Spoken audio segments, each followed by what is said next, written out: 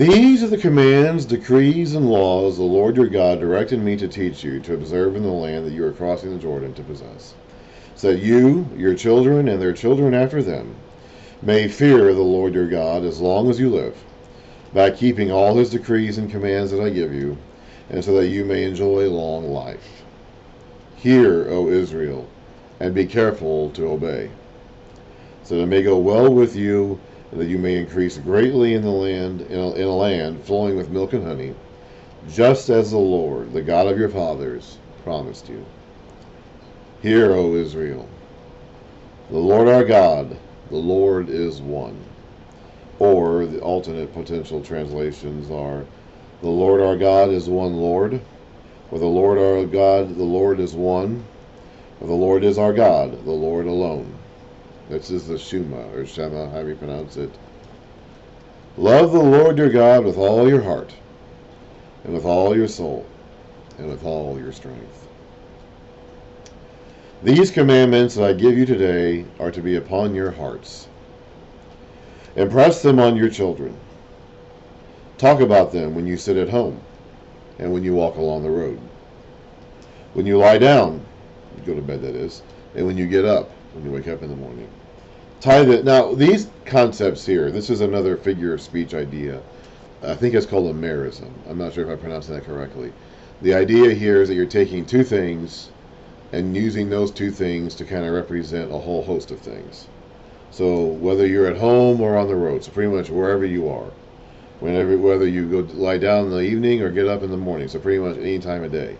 Like these two different concepts of at home or on the road represent all of wherever you may be, and going down at night and waking up in the morning represent all hours of the day. So it's not telling them specifically to only talk about God in these specific moments.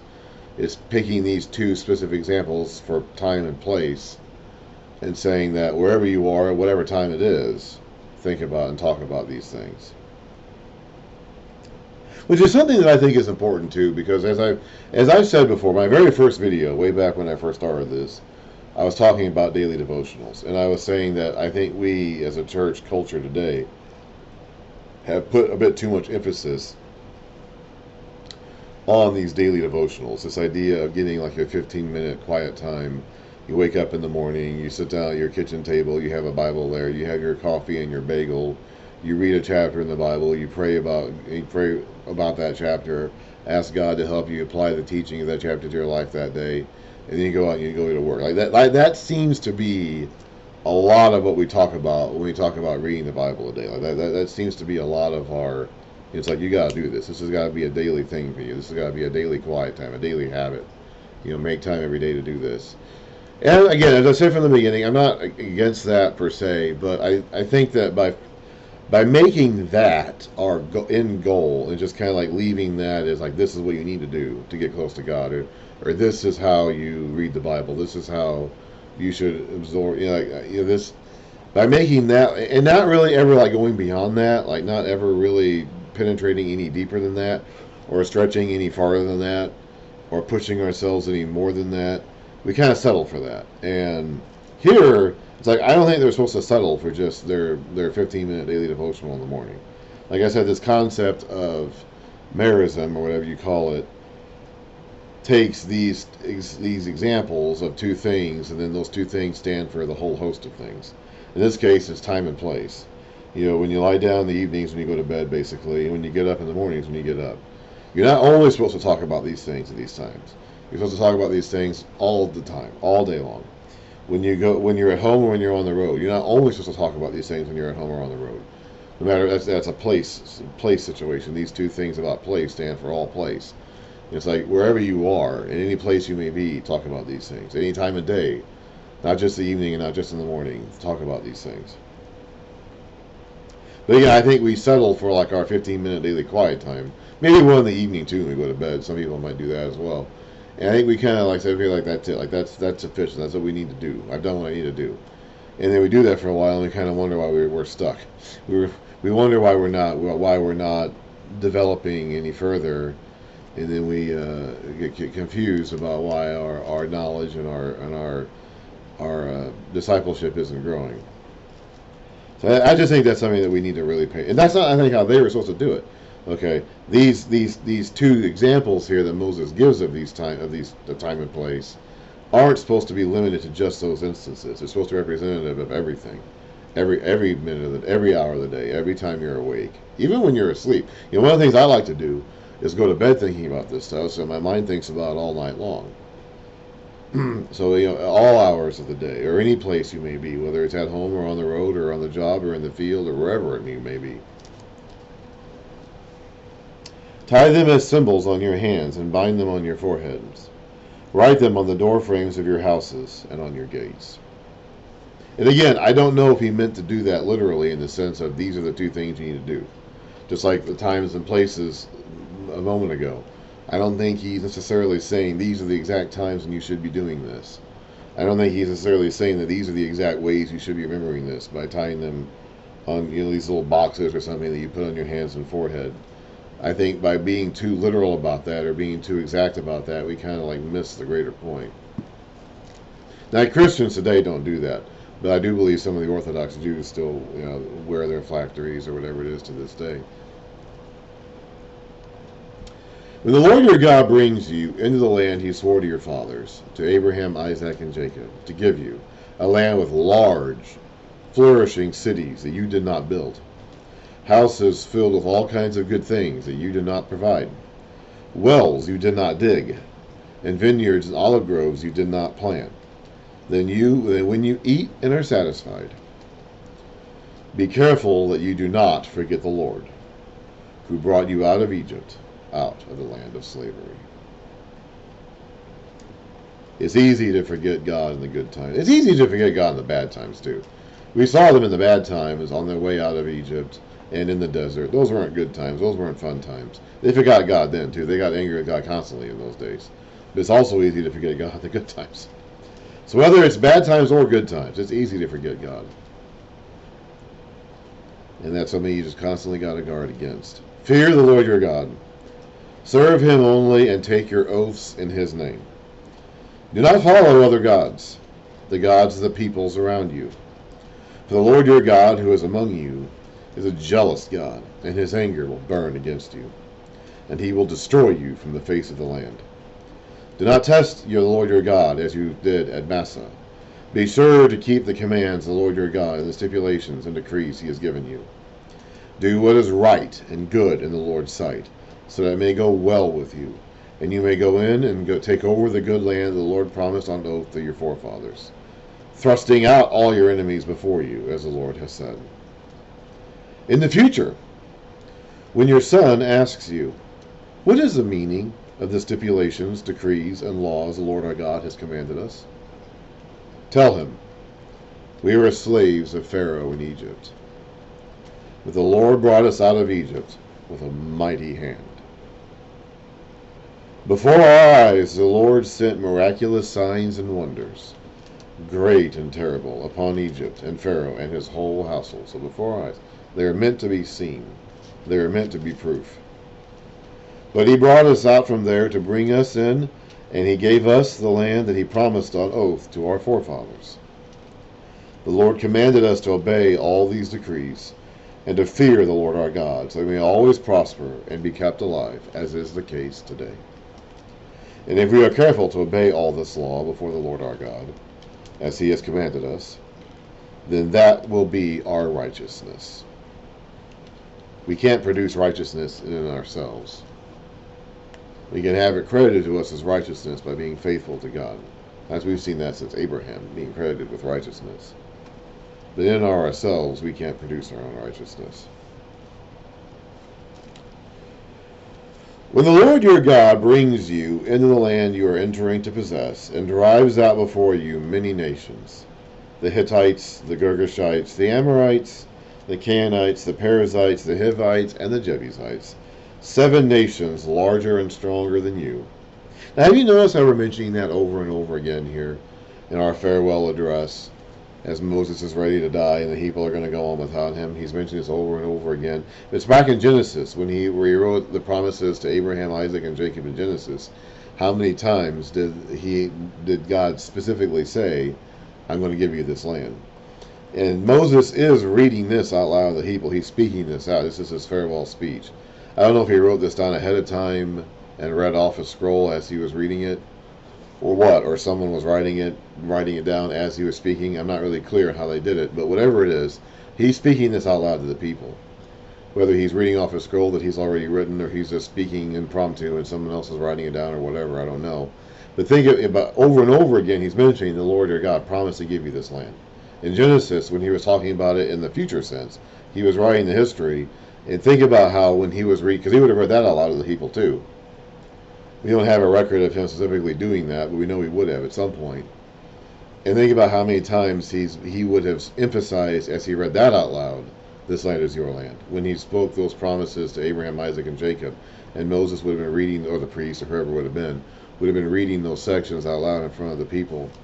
Think about how much they would have emphasized those lines where it said, where God is saying to these old patriarchs, I'm going to give you this land, I'm going to give you this land. These are the same people that Moses is speaking to right here.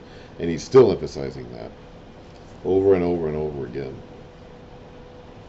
And when the Lord your God has delivered them over to you, and you have defeated them, then you must destroy them totally. Put them under the ban. Cherem, or whatever it's called. It means they must be banned. They are set apart for destruction. There are such things. We talked about the idea of consecration. There are things that are set apart for a special use. They're dedicated unto God and are holy unto the Lord. And they cannot be mixed with the common things that are used for other purposes. They have to be only used for their purpose that's been designated specifically for use of God and God's service. Well, there's also the flip side to this, which is the idea of putting something under the ban. Instead of consecrating something and declaring it holy, making it holy, cleansing it, washing it, making it holy and dedicated for a special use under God, there's a ban where you say this thing is unholy, this thing is evil and idolatrous and wicked, and we got to get rid of it completely. We got to destroy it. We got to burn it up, reduce it to nothing. So two different concepts here. Make no treaty with them, and show them no mercy. Remember, their sins are full. The sins of the Amorites are full. Here are the Amorites are one of the several other people groups that are listed here. They had 400 years to repent, and they didn't do it. So the sins of the Amorites are full. It's time to wipe them out. It's time. Their cup of iniquities is full. It's time to empty it out and start over. That happens sometimes. And I believe that happens to this day. I believe that God still has cups of iniquities that he measures for the nations and the peoples of the world. And when those cups runneth over, he wipes them out and starts again. Nations rise and nations fall. That's been that way since the beginning, and it'll be that way until the end. And that all happens under the direction of God. So I don't think now we're not called to engage in holy war any longer. We're not called to engage in literal physical warfare in the name of God with the trumpets and the banners and the Ark of the Covenant, the priests. We're not doing that. Okay, so that's not our job to do that today.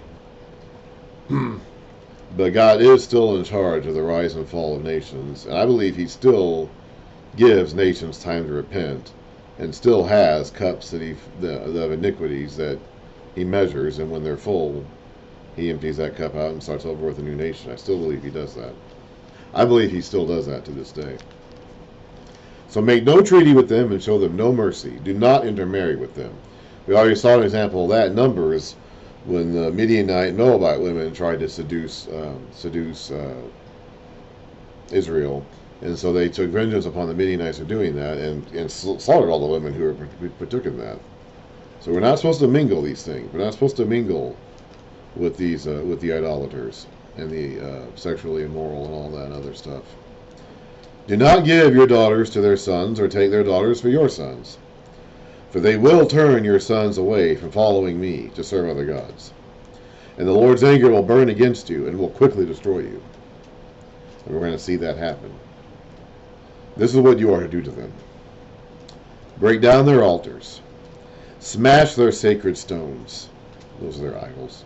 Cut down their Asherah poles and burn their idols in the fire. Okay, I mentioned Asherah poles before.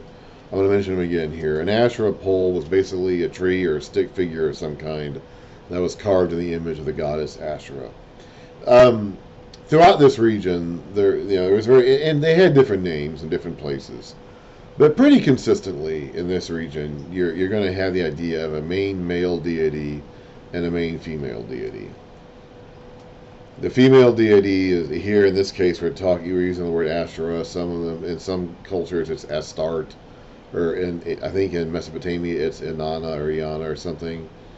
It's all the same thing, basically. I mean, it's all versions of the same idea. The male deity is Baal. The male deity in particular we're talking about here is Baal. And they were a pair, okay? So the male, Baal was the storm god of fertility, and Asherah was the ground. Basically Mother Earth, that concept of the ground, and so when it rained, the storm god Baal, the male storm god Baal, was fertilizing the ground. The female goddess Astarte or Asherah, and so that produced fertility. It's like if the mating ritual worked, the ground would become fertile and things would grow from it. And so there are worship sites. You would have an Asherah pole with a statue of Baal or whatever, and to engage proper worship with Baal and Asherah, you would have sex, like Baal and Asherah were doing whenever Baal reigned on the earth and fertilized Asherah. And so that's and then you would go up to these sacred sites, or these high places, these hilltops, or these shrines, wherever they were, and that's what you would do there. That's what an Asherah pole is. It's a figure. It's a wooden figure of some kind, depicting the goddess Asherah or Astarte or whatever. I don't really think we should worry too much about the distinctions between, because all these cultures were borrowing from other cultures the same basic concepts. Somewhere in the past they got the idea of this mother goddess or whatever, and that whether they call her Astarte or Asherah or Iana or whatever, like there's some constant recurring theme of that going on. For you are a people holy to the Lord your God. The Lord your God has chosen you out of all the peoples on the earth, on the face of the earth, to be his people, his treasured possession. The Lord did not set his affection on you and chose you because you are more numerous than other peoples, for you were the least of all peoples, or the fewest of all peoples. But it was because the Lord loved you and kept the oath he swore to your forefathers, that he brought you out with a mighty hand and redeemed you from the land of slavery, from the power of Pharaoh, king of Egypt. Know, therefore, that the Lord your God is God. He is the faithful God, keeping his covenant of love to 1,000 generations of those who love him and who keep his commands. But those who hate him he will repay to their face by destruction. He will not be slow to repay to their face those who hate him. Therefore, take care to follow the commands, decrees, and laws I give you today. If you pay attention to these laws and are careful to follow them, then the Lord your God will keep his covenant of love with you as he swore to your forefathers. He will love you and will bless you and increase your numbers.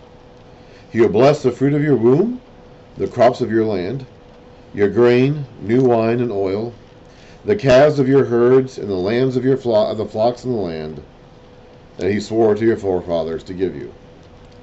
You'll be blessed more than any other people.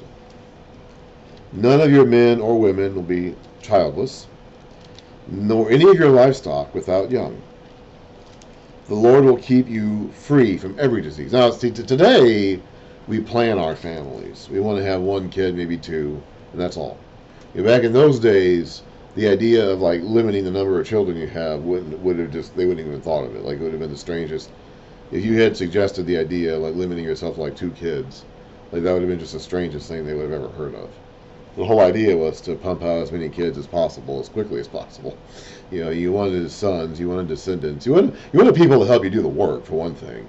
You wanted these young boys to grow up and become young men so they could help you, another pair of hands to help do the work around the house and in the field or wherever.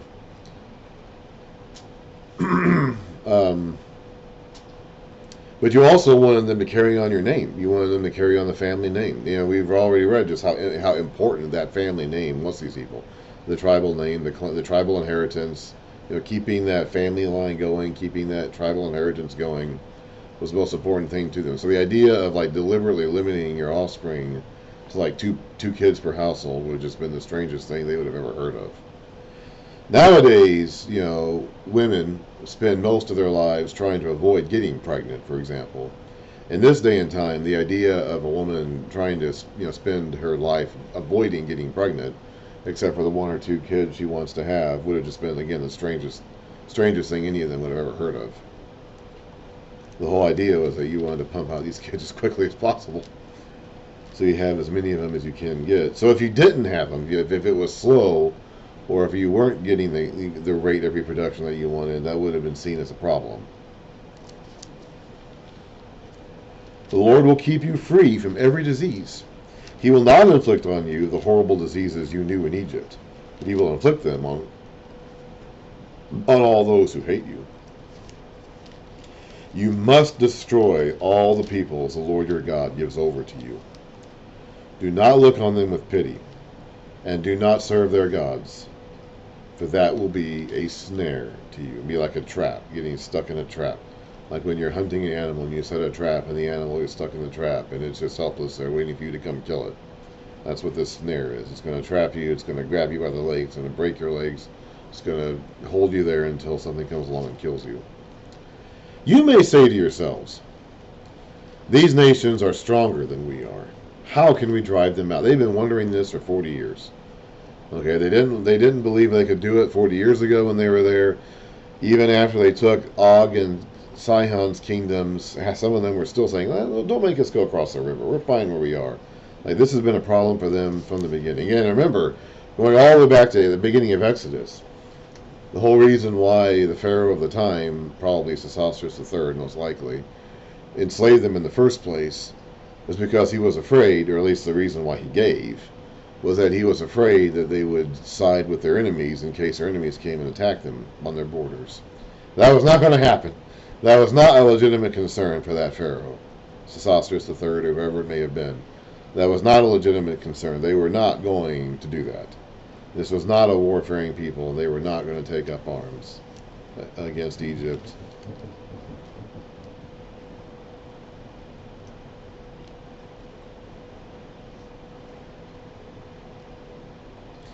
Hang on. Okay, I'm not sure what that was actually.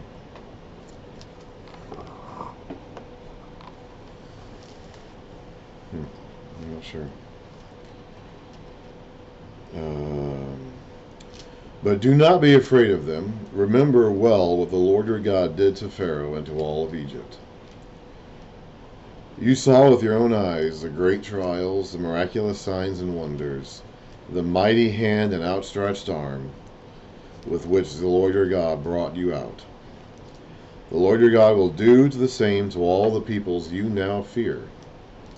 Moreover, the Lord your God will send the hornet among you. Hang on.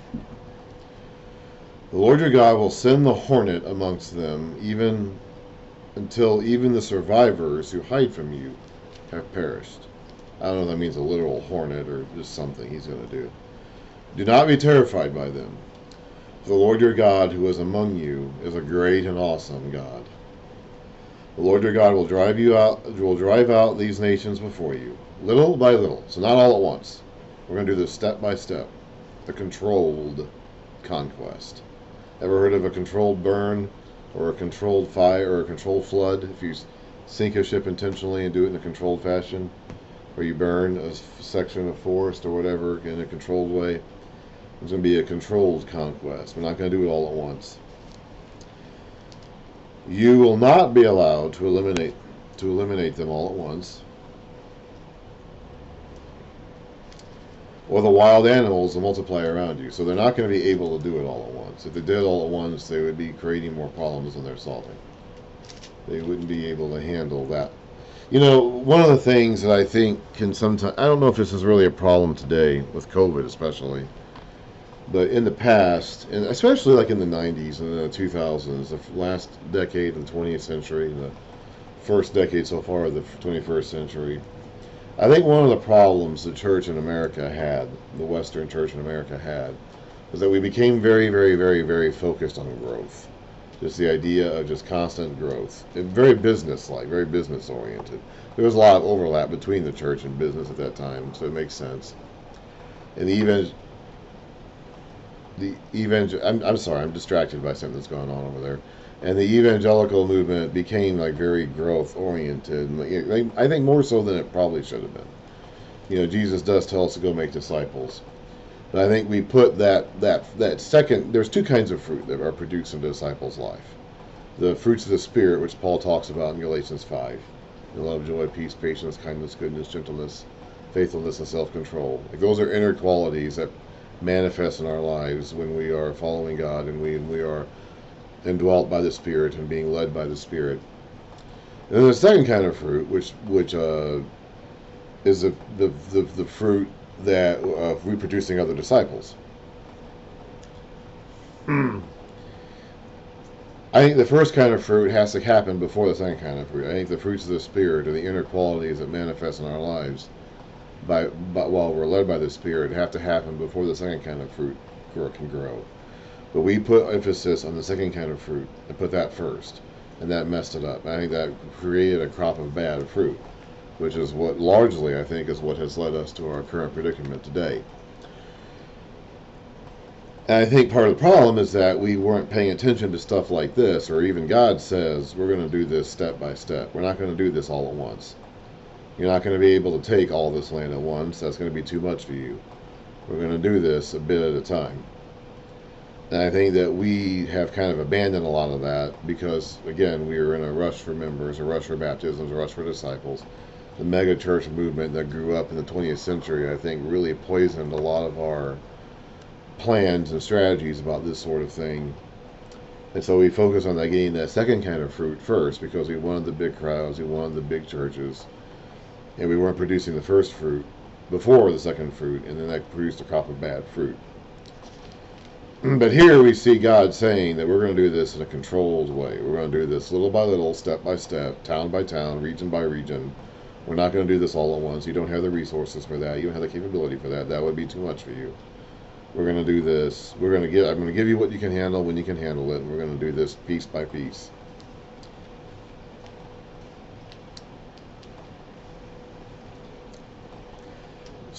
But the Lord your God will deliver them over to you, throwing them into great confusion until they are destroyed. He will give their kings into your hand, and you will wipe out their names from under heaven. Which, again, that's the worst thing that could happen. So that's what being put under the ban is. Okay, that's their version of hell. All right, we have this idea of hell that comes along later on, but their version of hell, like their version of eternal damnation, is being wiped out from under heaven and being totally destroyed. Having your memory forgotten. Like, there's no one left to carry on your family. Like, that's their version of eternal punishment. The worst thing that could happen to you is that you die without sons, so your family name gets cut off. And that's what he's saying he's going to do to these people. We're putting them all under the ban. We're going to destroy them. We're going to cut them all off. They're going to be gone. No indication of what's going to happen to them after that.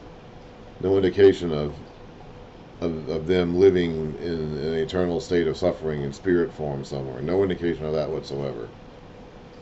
Right now we're just saying that they're going to be gone, they're going to be done, they're going to be out of the picture. Their names are going to be wiped out from under heaven. We're never going to mention or talk about them again. No one will be able to stand up against you. You will destroy them. The images of their gods you are to burn in the fire. Do not covet the silver and gold on them. And do not take it for yourselves, but you'll be ensnared by it. For it is detestable to the Lord your God. We're going to see this happen, actually, right away with their very first battle when we get into Joshua. Do not bring a detestable thing into your house, or you, like it, will be set apart for destruction. Utterly abhor and detest it, for it is set apart for destruction. So it's being set apart for consecration, special use to the Lord, and there's being set apart for destruction. Two different things. Blessings and cursings.